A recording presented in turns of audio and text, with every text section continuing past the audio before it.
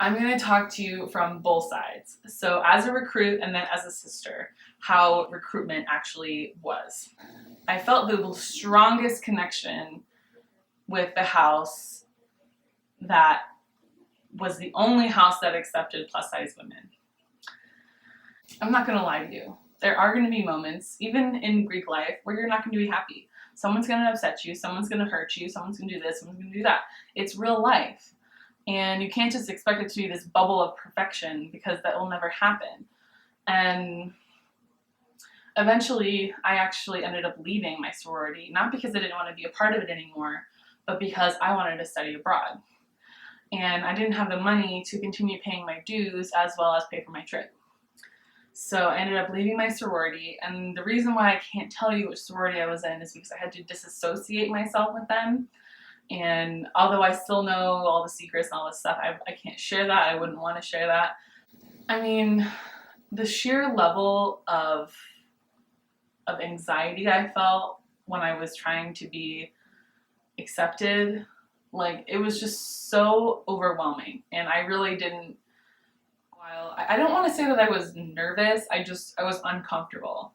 And I didn't know what to expect. And I kept hearing rumors about certain houses having tile floor scales that when you stepped on them, it recorded your weight or whatever. Like, it's this whole, the process is what ruins it for me. When I became a part of my house and I learned the sisterhood and I really found people that I liked, it was definitely worth that.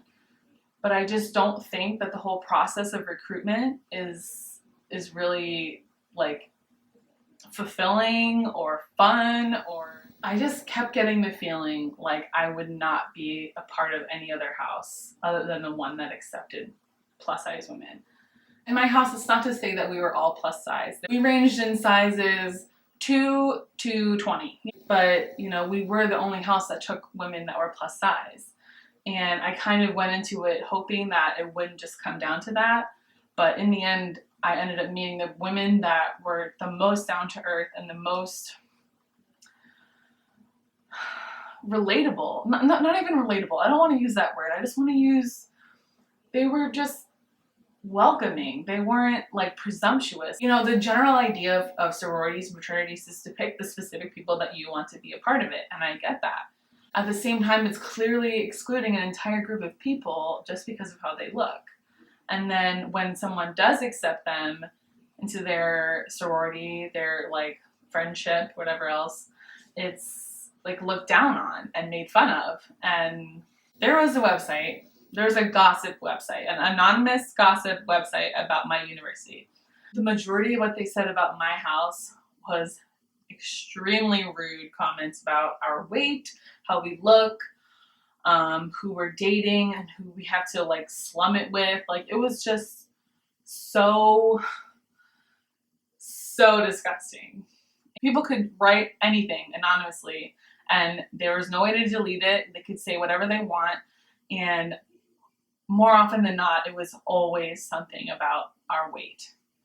If you can't see through someone's appearance and into who they are, who they want to be, then I feel sad for you, because you'll never truly connect with someone if you can't see past their flaws. And that I found an amazing home, an amazing house full of women who were bright and lovely and shining. I don't want this to be a reflection on those women. This is something I haven't been able to shake since I first went through recruitment, which, if you don't know, is the process that you go through to become part of Greek life.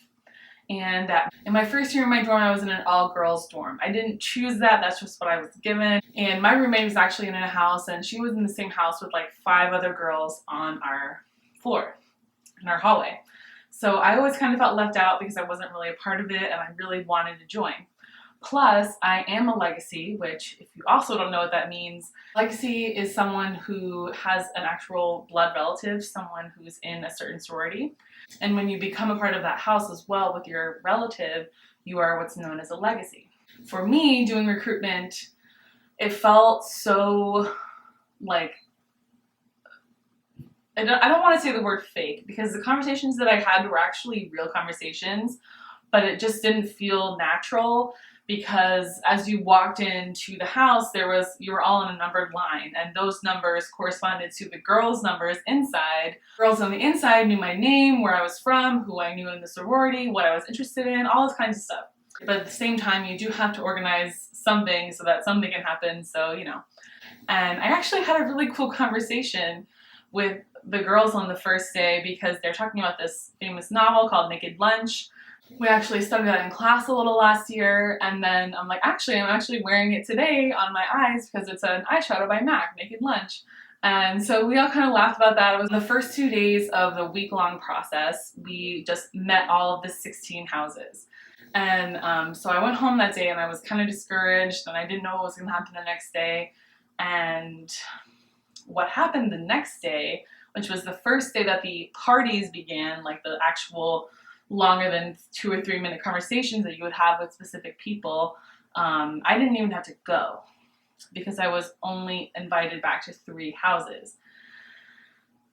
So, and you know, at the time I was really upset, but later on I learned that some girls hadn't been invited back to any houses at all.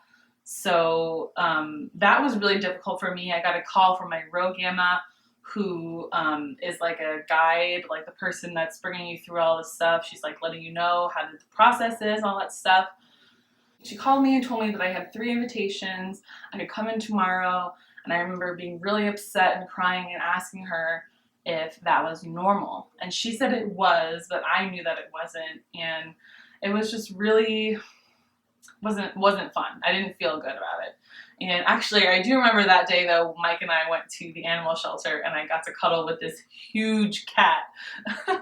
It was like the biggest cat I've ever seen. But basically on the last day, and this is something I will honestly never forget because I've never felt so uncomfortable in my entire life. And that was at my legacy house.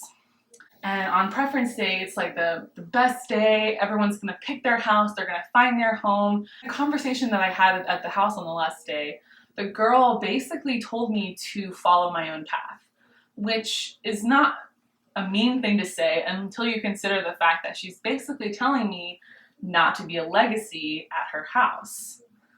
And she even said she was a legacy of another house on campus that her mom was a part of. And even at my university, which is like double legacy amazing, and she didn't do it. And so basically I took that as, why are you trying to get me not to be a part of your sorority? And not to mention the fact that we had to sort of walk around with candles, and they had sort of like swooping sheets like from the ceiling that were like kind of sort of, I don't really know what they were supposed to be, but they came down really low is what I'm trying to say.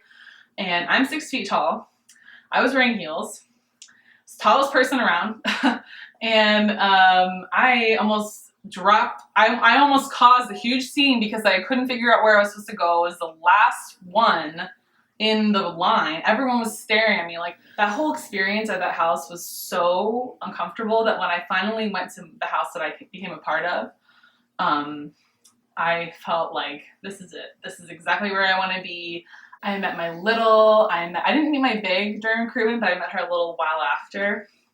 If it hadn't been the fat girl sorority, you know, I probably wouldn't have gotten into one. So I just never fully felt comfortable. And that was on me because there's plenty of women who were smaller or bigger than me that were fine, that didn't care at all, that just had an amazing 4 years. They graduated with letters. They didn't feel that. Or I don't ever want you to feel like you can't do something because of how you look, or you can't be a part of something because of your weight, because that is entirely like, that is just so ridiculous. I can't even do it. I can't even consider it. I don't want to sway you from joining Greek life. I think that if you want to join Greek life in college, you go ahead and you do it. And if you can, I would try to do a spring recruitment process because it's a lot shorter, a lot more simple, and just a lot more like personal. And had I known that, I definitely would have done spring recruitment. And they normally do spring recruitment so they can boost their numbers in case their numbers weren't very high for fall recruitment. You can go to dinner at the house, you can meet the sisters, You can actually see what your life would be like if you were part of this. So that's my recommendation for that. If you do want to do Greek life and you are worried about what I just said about fall recruitment, try spring recruitment. Like I said, I just think the institution is a little flawed, and like the process by which they find people is flawed. But when you're actually in it and you're a part of it, and you give your time and your love to an organization of people, I really think you can find something really, really worthwhile. You should focus on the philanthropy, which is their volunteerism. You should focus on what they care about, what they want to change in the world, because that is what it will be for the majority of your life. If you stay a sister with them, it's going to be about what they believe in, about what they want to do to help the world. Every person's going to have their own experience.